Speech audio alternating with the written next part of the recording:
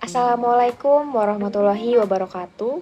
Perkenalkan, kami dari kelompok 3 yang beranggotakan Mia Febriani, Nur Latifah, Rida Sri Rahayu, Rima Nurina, dan Wulan Rizky Ananda.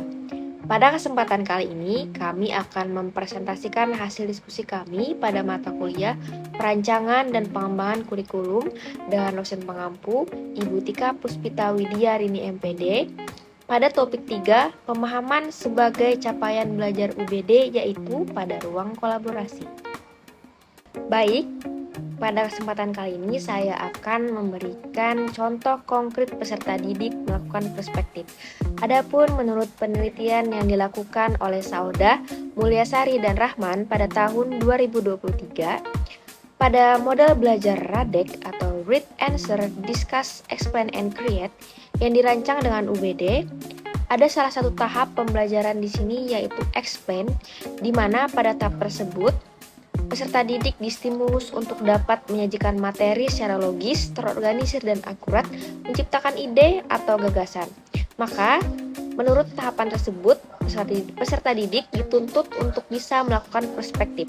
Adapun contoh konkret peserta didik melakukan perspektif pada tahap ini yaitu menjelaskan kembali hasil diskusi di depan kelas dengan bahasa mereka sendiri dan peserta didik yang lain menanggapi. Lalu, mereka juga mengolah informasi yang telah mereka dapat dengan perspektif mereka untuk dijadikan hasil diskusi kelompok. Adapun, seperti bagan yang kalian lihat, pada tahap perspektif terjadi peningkatan dari siklus 1 yang hanya 79,62% menjadi 95,83% pada siklus 2. Adapun contoh konkret selanjutnya, peserta didik melakukan perspektif yaitu penelitian yang dilakukan oleh Alfiyah pada tahun 2018 dalam implementasi UBD di Sekolah Alam Depok terhadap kesadaran mentadaburi ayat-ayat Al-Quran. Contoh konkret peserta didik melakukan perspektif yaitu pada proses pembelajaran, peserta didik diarahkan untuk melakukan persepsi dan mengikuti proses pembuatan proyek dan menyiapkan secara mandiri proyek mereka yang nantinya akan ditampilkan pada acara yang telah ada. Pada saat proses komposisi pengetahuan yang kemudian menyiapkan gagasan dan diimplementasikan dalam bentuk proyek. Dalam hal ini, peserta didik memerlukan pemikiran dan pandangan untuk merancang sebuah proyek. Salah satu cara untuk mengukur pemahaman siswa adalah melakukan perspektif dengan melihat apakah siswa tersebut dapat mengekspresikan suatu gagasan dengan bahasa mereka sendiri dan tidak hanya menggunakan bahasa formal atau menghafal bahasa tersebut.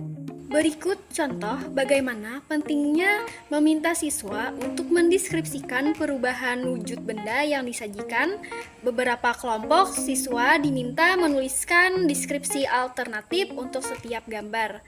Hal penting yang perlu dipertimbangkan adalah bagaimana kita sebagai guru dapat menindaklanjuti dan mendiskusikan respon-respon yang diberikan oleh siswa. Untuk memberikan tanggapan kepada beberapa respon siswa, berikut beberapa deskripsi pada gambar.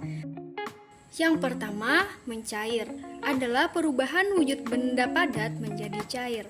Yang kedua, membeku adalah perubahan benda cair menjadi padat.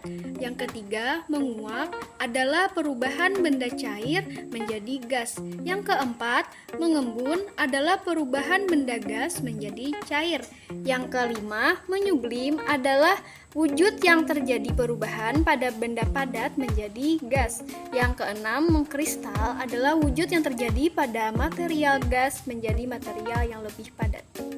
Menurut sharing tahun 2022, strategi understanding by design dapat dimanfaatkan untuk meningkatkan kemampuan berpikir kritis karena menuntut peserta didik melakukan perspektif. Peserta didik melakukan perspektif dilihat dari cara mereka menyampaikan pandangan melalui diskusi atau presentasi. Peserta didik mampu menyampaikan dengan bahasa sendiri terkait materi yang sudah dipelajari.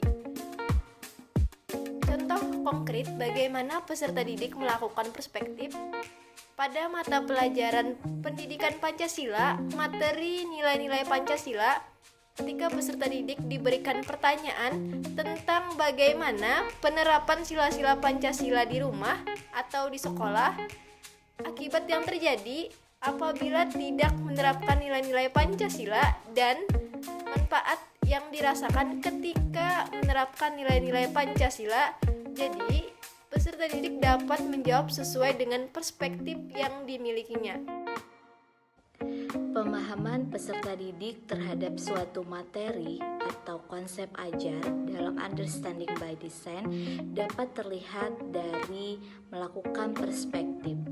Perspektif adalah memahami suatu konsep atau objek dalam sudut pandang alternatif sebagai ruang untuk mengeksplorasi pertanyaan, isu, dan pengalaman dari sudut pandang baru.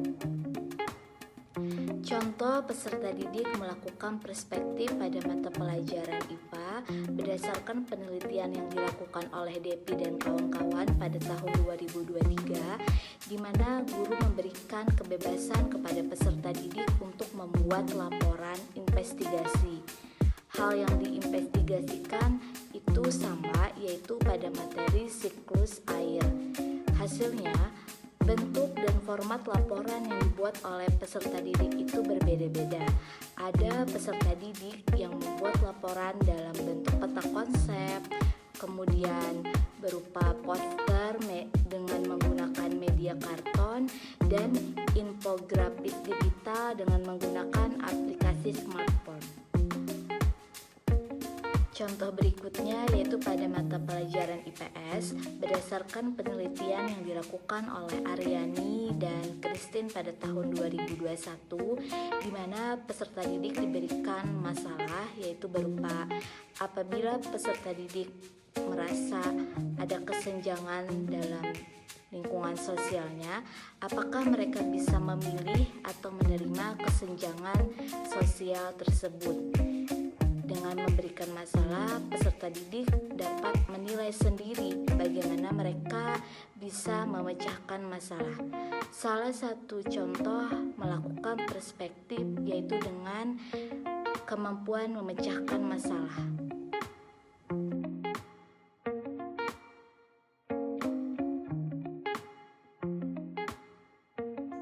Perspektif adalah kemampuan berpikir kritis melalui konteks dengan menggunakan berbagai sudut pandang untuk membantu menjawab pertanyaan atau permasalahan yang kompleks. Menggunakan perspektif seringkali membantu membangun keterampilan berpikir kritis pada peserta didik dengan memeriksa kesimpulan, implikasi, tradisi, atau asumsi yang dibuat. Contoh perspektif dari Juna, Siti Nurjana, dan kawan-kawan, materi yang dibahas pada kegiatan pembelajaran meliputi hubungan gaya dan gerak serta mengenal uang dan nilainya. Terlihat dari pembelajaran yang melibatkan peserta didik dalam setiap kegiatan belajar. Peserta didik dibagi menjadi 4 kelompok dengan pembagian kelompok sesuai dengan kebutuhan belajar. Peserta didik berperan aktif untuk mencari solusi dari suatu permasalahan melalui proses berpikir dan diskusi, sehingga persoalan yang diangkat untuk diaplikasikan dalam kehidupan nyata.